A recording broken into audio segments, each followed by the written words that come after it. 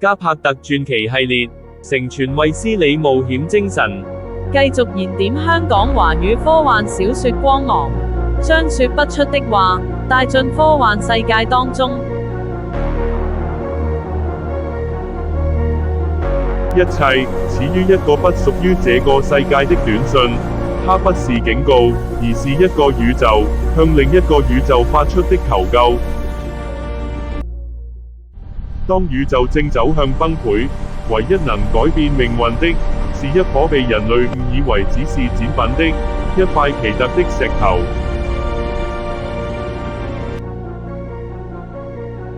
但真正的危機，從來不只來自宇宙，它來自人類自己。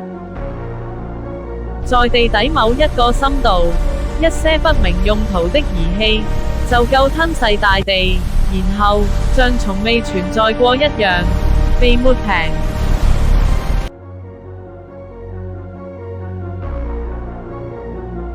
當戰場不再只存在於現實，你所看到的一切，還有多少是真的？如果影像可以被即時篡改，思想可以被直接操控，那麼真相是否也只是另一種假象？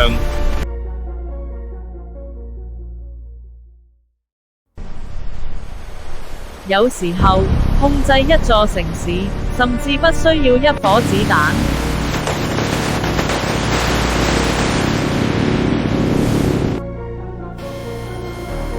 只需要一種能影響生命的波動，和一種會被人類喝下肚的藥物。藍色帶來服從，而黃色成了唯一的解藥。但有些力量比人類文明更古老。當一個傳說中的生物甦醒，思想不再屬於個人，而是被一個看不見的意志接管。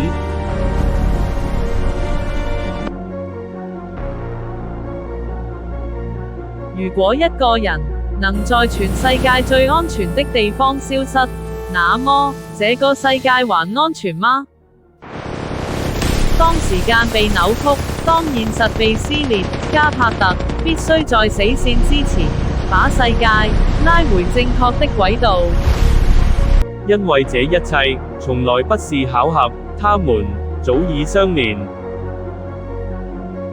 加柏特科幻系列講述一名通訊專家捲入一個科技無法解釋的世界。在現代社會的表層之下，隱藏住足以顛覆現實的力量。他的敵人從來不只限於人類。這不是未來，而是你身邊的另一層真相。